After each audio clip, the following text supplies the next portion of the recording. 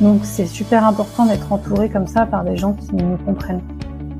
Je sens que j'avance beaucoup plus vite, que je me fais plus confiance. Des amis qui se soutiennent en fait quels que soient les moments qu'on traverse, dans le non-jugement. Bienvenue dans le podcast Gang de copines. Ici, la sororité n'est pas un slogan. C'est une expérience vécue, riche, complexe, parfois bouleversante. Tu vas entendre mes discussions, profondes ou légères, avec des femmes qui partagent leur histoire, leur expertise et leur combat. Tu vas entendre des histoires vraies, sans filtre, de femmes qui tissent des liens, traversent des tempêtes et s'élèvent. On célèbre à la fois la force et la fragilité des amitiés féminines. On ose parler de ce qui gêne, de ce qui répare. Gang de copines, c'est l'espace où la sororité s'assume, se questionne et se vit pleinement. Bonjour Sabrina. Bonjour Elodie. Alors Sabrina, tu vis près de Lille, tu es kinésiologue et énergéticienne. Déjà, j'ai envie de savoir ce que c'est. Kinésiologue, en fait, c'est un métier du bien-être, un accompagnement de l'humain. C'est une approche globale, en fait, c'est-à-dire qu'elle prend en compte l'aspect corporel, l'aspect mental, émotionnel et énergétique de la personne dans sa problématique. Et en fait, en kinésiologie, on part du principe que tout stress, toute émotion, tout événement marquant est gardé en mémoire dans notre corps au niveau de nos muscles. Et en fait, en kinésiologie, on s'appuie sur le test musculaire, qui est l'outil des kinésiologues, pour justement identifier quand il y a stress ou pas stress dans la problématique de la personne. Donc, et ensuite, on va s'appuyer sur différentes techniques pour libérer la charge émotionnelle et rééquilibrer la personne pour qu'elle puisse atteindre son objectif. Donc voilà, la kinésiologie, ça vient de la chiropraxie et c'est assez enrichi par les apports de la médecine traditionnelle chinoise et des neurosciences. Donc c'est très complet et c'est une approche qui se développe de plus en plus, qui est de plus en plus connue et c'est très bien, c'est une très bonne chose. Et alors pourquoi le combo avec énergéticienne et c'est quoi la différence avec les deux? Alors du coup, dans l'énergétique, on va plus se focaliser sur la sphère énergétique. Donc il y a quand même ce lien-là avec la kinésiologie puisqu'il y a un aspect aussi énergétique dans la kinésiologie. Et sauf que dans les soins énergétiques, en fait, là, je vais vraiment travailler que sur le corps énergétique de la personne. Donc on a notre corps physique et autour, on a un corps énergétique. Et du coup, moi, mon but, ça va être de transmettre l'énergie, ce qu'on appelle l'énergie universelle, puisque tout est composé d'énergie sur Terre, depuis nos atomes. Et donc, pour en fait recharger énergétiquement la personne, voilà, ça c'est un peu ce qui est courant, ce qui est connu dans les soins énergétiques. Et moi, en plus, je fais de la dépollution, donc j'ai appris à nettoyer tout type de parasitage, de pollution énergétique qui peuvent être liées à diverses choses, à l'alimentation transformée, la pollution, les ondes électromagnétiques, mais aussi les lieux chargés, ce qu'on appelle les lieux chargés énergétiquement, ou les personnes chargées énergétiquement. Donc on fait un gros ménage et une recharge énergétique. Et en fait, comme notre corps énergétique et notre corps physique sont interreliés, en général, ça a des effets bénéfiques sur l'apaisement des émotions, sur les douleurs physiques aussi, ça peut avoir des effets. Donc voilà, pour moi, c'est très complémentaire. Alors au cours d'une séance, je mélange pas la kinésiologie et les soins énergétiques, mais souvent les personnes fatiguées, elles commencent par une dépollution énergétique et elles continuent avec la kinésiologie sur une problématique en particulier qu'elles rencontrent dans leur vie. Alors justement, tu as parlé problématique et objectif et j'ai trouvé que c'était intéressant.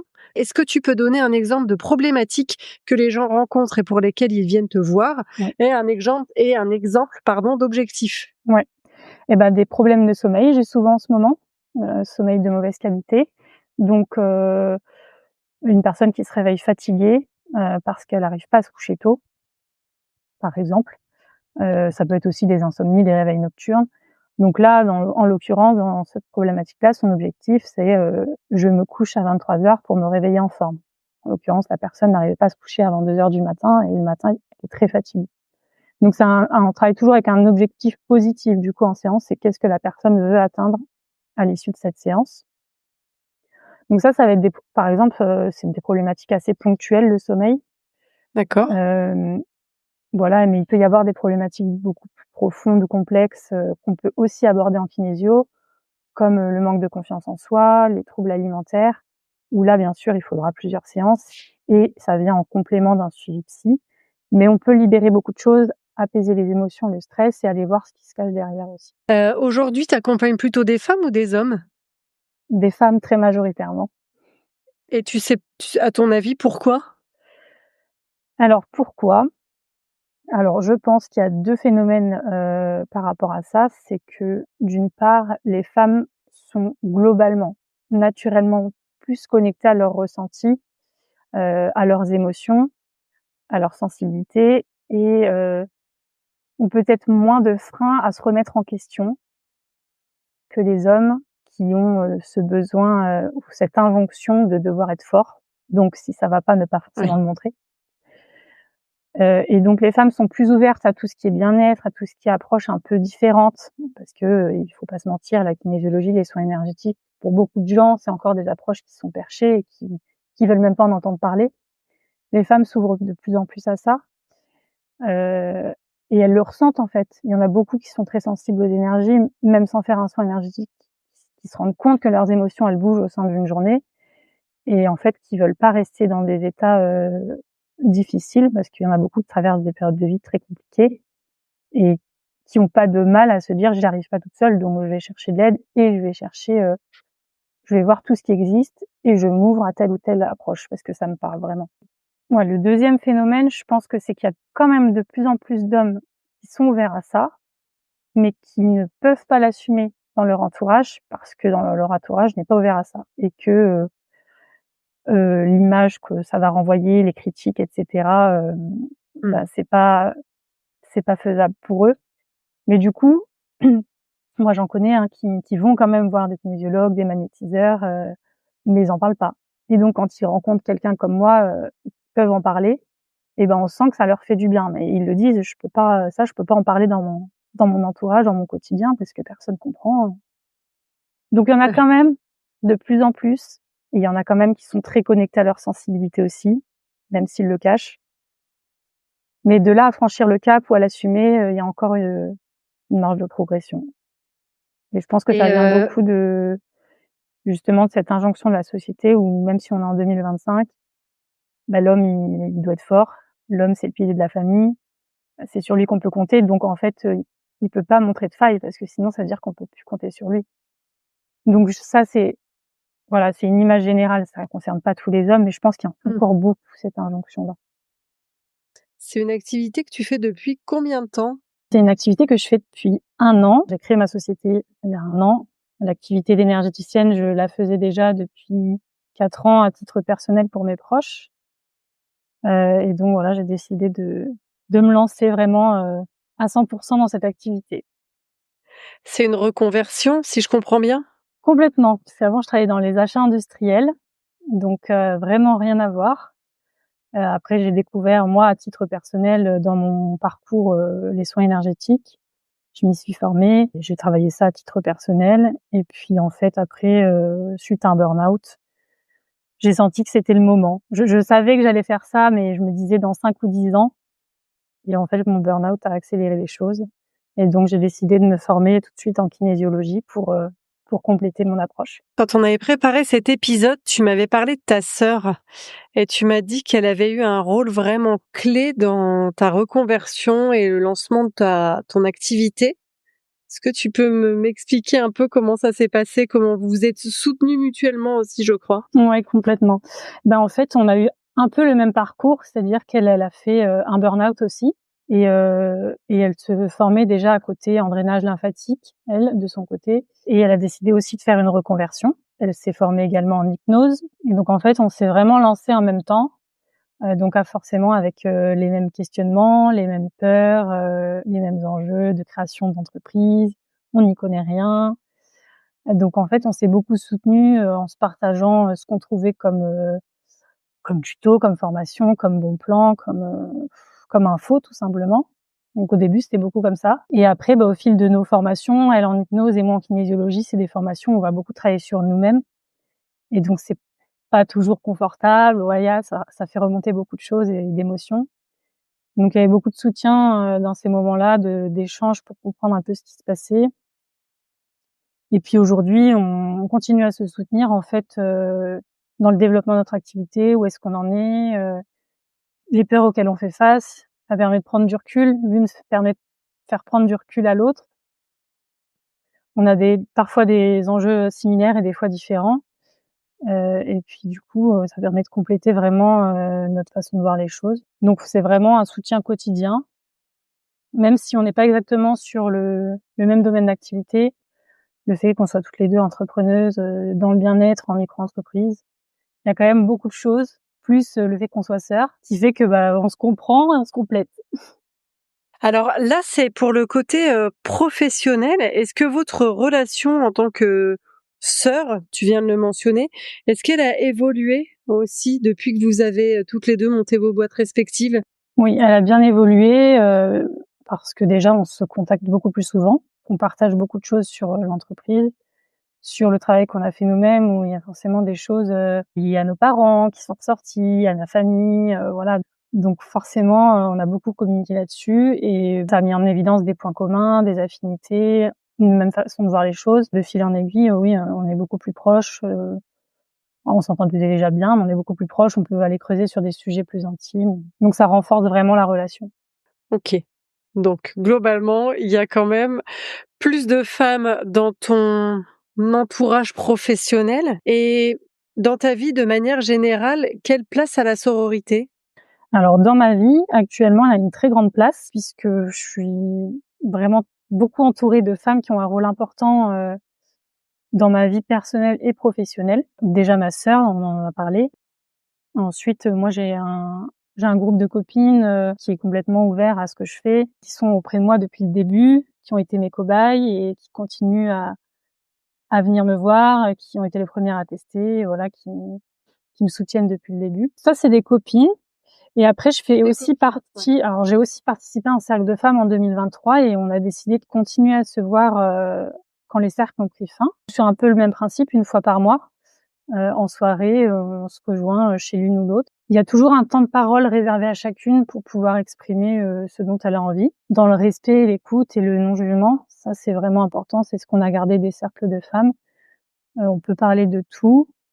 Forcément, on a à peu près toutes la même vision des choses au niveau développement personnel, spiritualité. On a cette ouverture-là, ce qui fait qu'on sait que avec ces personnes, on peut librement parler de tout ça, ce qui est pas toujours le cas avec son entourage proche, en fait. Et en plus de ça, chacune va pouvoir contribuer à apporter quelque chose aux autres. Donc des fois, par exemple, il y en a une qui a fait de la sophrologie et donc elle peut nous proposer un petit exercice de sophrologie pour nous détendre.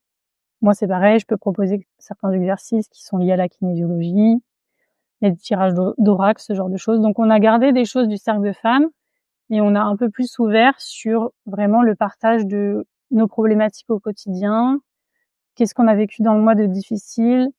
Qu'est-ce qui s'est super bien passé? S'il y en a, voilà, il y en a qui vont être vraiment dans une phase difficile, comment les autres peuvent les soutenir et inversement. On a aussi un groupe WhatsApp qui fait qu'on reste en contact régulièrement. Et donc ça, c'est vraiment soutenant. Et c'est pareil, ça a été mes premières clientes, forcément, vu qu'elles sont ouvertes à tout ça. Ouais. Donc depuis le début, pour moi, c'est vraiment important, c'est un grand soutien. Alors, j'entends en fait qu'il y a un lien professionnel, mais aussi personnel entre ces femmes. Vous arrivez à faire la distinction entre les deux. Par exemple, parler du professionnel pendant le cercle et du perso sur le WhatsApp, ou c'est juste un joyeux mélange des deux et vous parlez de tout? Ouais, on parle de tout. On parle de tout. C'est quand même de plus en plus personnel, puisqu'à force de se connaître, voilà, on a tendance à parler de choses plus intimes. On parle de tout, parce il y en a quelques-unes aussi qui sont en train de se lancer en tant qu'entrepreneuse, donc forcément, il y a ces sujets-là quand même qui sont présents. Qu'est-ce que tu partages et que tu partagerais pas ailleurs? Ça va être un point de vue peut-être un peu plus prononcé, assumé sur certaines choses que je peux voir dans les métiers de l'accompagnement, tout ce qui tourne autour de ce que je fais moi, des dérives notamment, où je vais être je vais être plus crue dans ma façon de parler parce que je sais qu'elles me comprennent. C'est-à-dire qu'on peut se lâcher quand même. Oui. Ok, on peut parler développement personnel, spiritualité, mais on peut en rire, on se lâche la grappe, quoi. Et qu'est-ce que toi tu vas recevoir dans ce cercle que tu ne trouverais pas ailleurs? C'est vraiment cet espace sans jugement où on peut déposer tout ce qu'on a besoin de déposer, même pousser un coup de gueule si on a besoin, et du soutien et se rendre compte aussi de nos qualités, parce que des fois quand on va pas bien, on se remet en question ou on voit que le négatif, et il y a toujours oui mais voilà, t'as fait déjà tout ça, ou ouais mais dans ton approche t'es comme ci comme ça. Ah oui c'est vrai. On se rend pas forcément compte de qualités qu'on a. On a tendance à se focaliser sur le négatif. Du coup, ça permet vraiment de retrouver sa juste place et d'être entendu sur des sujets, sur lesquels, on n'a pas forcément envie de parler avec notre famille, par exemple. Alors, il y a le cercle de femmes et il y a aussi l'association Little Big Women, dont je fais aussi partie. Qu'est-ce que ce collectif t'apporte au quotidien? Alors ce collectif, il m'apporte aussi, c'est un autre groupe de femmes, en fait, toutes entrepreneuses sur des métiers, complètement différents. On se voit toutes les 6 semaines et là, c'est vraiment, plus dans la motivation en tant qu'entrepreneuse, se challenger. Quel est le succès du mois? Quel est le défi du mois auquel on a fait face? Qu'est-ce qu'on se met comme objectif pour le mois prochain? Et puis il y a des partages aussi un peu comme avec ma sœur, ah ben là pour ça, tu as tel site internet ou telle personne qui sait faire. Donc c'est très rapide parce qu'il y a des partages de connaissances. Il y a aussi des recommandations qui peuvent se faire, donc des clients qui arrivent par là. Donc c'est très porteur aussi, et on se suit sur les réseaux, et on se soutient, voilà, dès qu'il y en a une qui propose quelque chose de nouveau, qui se lance, voilà, il y a des bravos, félicitations. Donc ça a l'air de rien comme ça, mais quand on est entrepreneuse, on peut parfois se sentir quand même seule. Ce réseau-là permet clairement de sortir de l'isolement, parce que le parcours entrepreneurial, mine de rien, on quitte le monde salarié où on avait des collègues, et cetera. On se lance dans une aventure toute seule. Donc c'est super important d'être entouré comme ça par des gens qui nous comprennent. Donc vraiment ça a été un plus pour moi aussi, Ouais. hein. Je ne peux que valider à 100% ça. On se sent parfois très très seul, et ça fait du bien d'avoir ce genre de collectif, de réseau, d'associations dans lesquelles on peut partager. Et ce que tu as dit au début et que j'avais envie de souligner, c'est aussi ce que ça apporte de positif, c'est-à-dire démultiplier les opportunités, aussi bien pour trouver des infos plus vite que pour avoir des clients, des partenaires, etc. Je trouve que c'est hyper précieux. Ouais, c'est super important, et comme on n'est pas du tout dans les mêmes secteurs, en fait, mais vraiment, comme tu dis, ça démultiplie, tout ce qu'on peut apporter aux autres. On a chacune une pierre à apporter à l'édifice, et ça nous évite, un temps considérable à chercher, à se renseigner. Clairement, il y en a qui connaissent beaucoup tout ce qui est site internet, pour créer son site internet, ce genre de choses, les cartes de visite, et cetera. Il y en a qui vont avoir déjà un réseau, très développé, pour, voilà, par exemple, trouver un cabinet ou organiser des ateliers. Donc oui, ça peut aller très vite. Tu voulais nous parler de Marine aussi, je crois. Est-ce que tu peux nous la présenter? Et je crois que vous collaborez régulièrement. Comment ça s'est mis en place? Oui, Marine, elle est kinésiologue comme moi, donc on fait la même formation.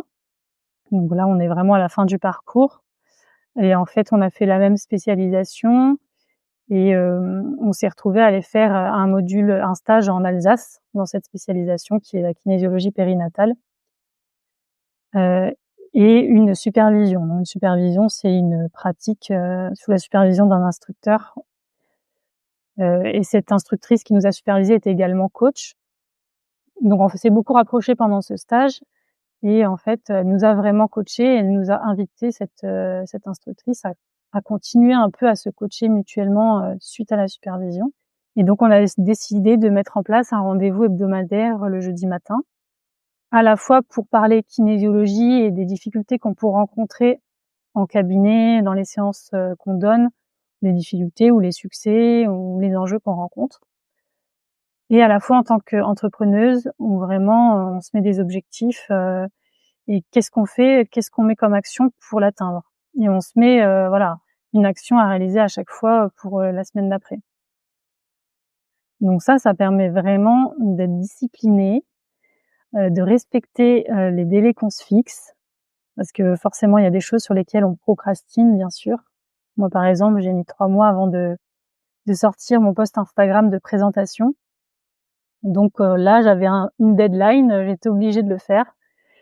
Et donc on se motive beaucoup là-dessus. Et de la même façon, quand l'une est vraiment dans une peur ou un enjeu, d'en discuter, l'autre qui a beaucoup plus de recul permet de poser la bonne question pour voilà, dénouer le truc.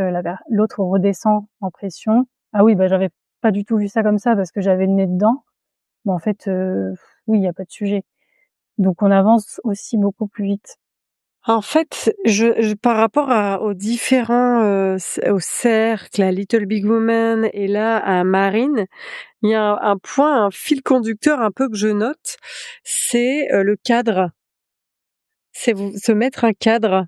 Est-ce que c'est important ce cadre quand on se lance dans l'entrepreneuriat selon toi? En tout cas pour moi, oui, parce que être entrepreneur, ça veut dire être multicasquette. Ça veut dire gérer de la compta, ça veut dire être community manager pour gérer ses réseaux sociaux, heu, gérer des projets, et puis son cœur de métier quand même. Donc en fait, si on se met pas un cadre, on part dans tous les sens, surtout au début, quand on n'a pas l'habitude d'être entrepreneur. On essaye de faire tout en même temps, et en même temps, on peut vite procrastiner sur certaines choses qui nous font peur ou qui nous bloquent.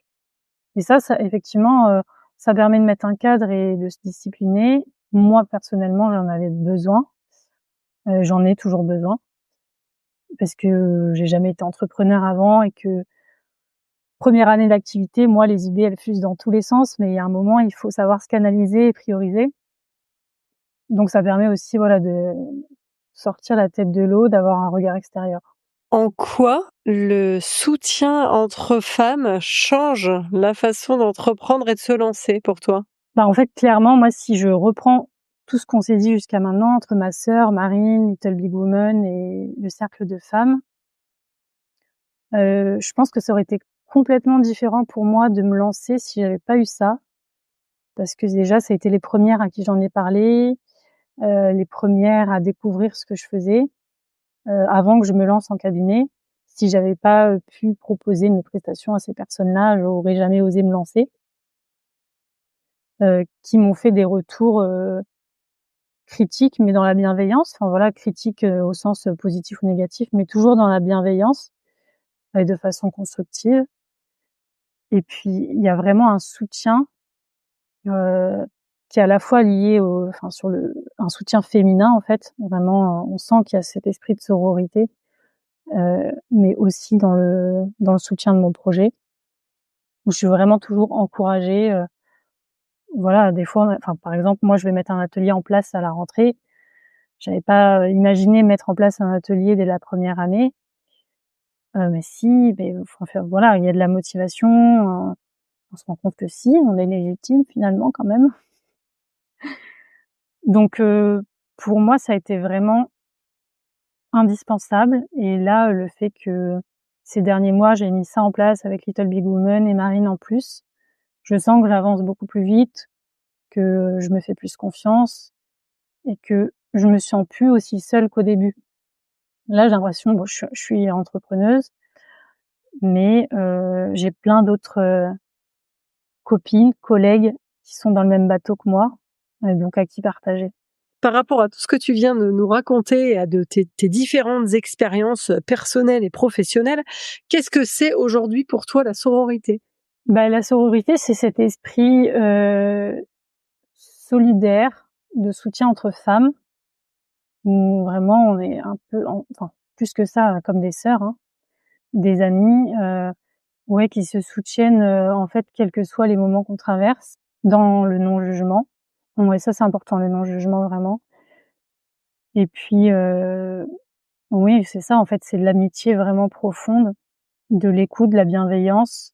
Trop bien, une belle façon de presque clôturer cet épisode. Alors, où est-ce qu'on peut découvrir ton activité et suivre tes actualités, Sabrina? Alors, mon activité, on peut la suivre sur mon site internet. Donc, c'est Le Phénix Sacré, Phénix avec OE. Et j'ai un compte Instagram, Le Phénix Sacré, et une page Facebook au même nom. Donc, je publie régulièrement. Mon site internet, il y a toutes les infos dessus sur la kinésiologie, les soins énergétiques. Prochainement, je communiquerai sur mes ateliers. Et la prochaine étape, ce sera de lancer des accompagnements personnalisés avec de la dépollution énergétique et des séances de kinésiologie pour aller travailler vraiment en profondeur avec certaines personnes.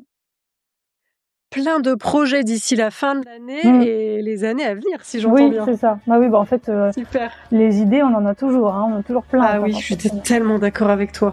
Merci beaucoup, Sabrina. Merci à toi. C'était l'épisode 57 du podcast Gang de copines. Merci de ton écoute. J'aime bien finir les épisodes en donnant ma petite conclusion personnelle. Et alors déjà, je suis ravie d'avoir découvert de façon détaillée et concrète les pratiques de Sabrina, donc kinésiologue et énergéticienne. Alors chacune a son avis ou son ressenti par rapport à ces pratiques, mais moi juste je trouve intéressant d'en avoir appris davantage. Et après, ce que je retiens, c'est l'importance d'un bon entourage quand on se lance en tant qu'entrepreneur. Parce que oui, passer de salarié à entrepreneur, c'est génial, mais on traverse quand même parfois des périodes de doute et voire certaines désillusions. Et vraiment être entouré de professionnels qui traversent les mêmes phases pour grandir ensemble, et c'est hyper précieux pour rompre la solitude, apaiser les doutes et se sentir plus forte ensemble. D'ailleurs, si tu as une amie qui se lance et qui se sent bien seule dans cette aventure, je t'invite à lui partager cet épisode où elle va trouver en fait les multiples formes de soutien qu'on peut se donner entre femmes et entre femmes entrepreneurs. Merci et à bientôt!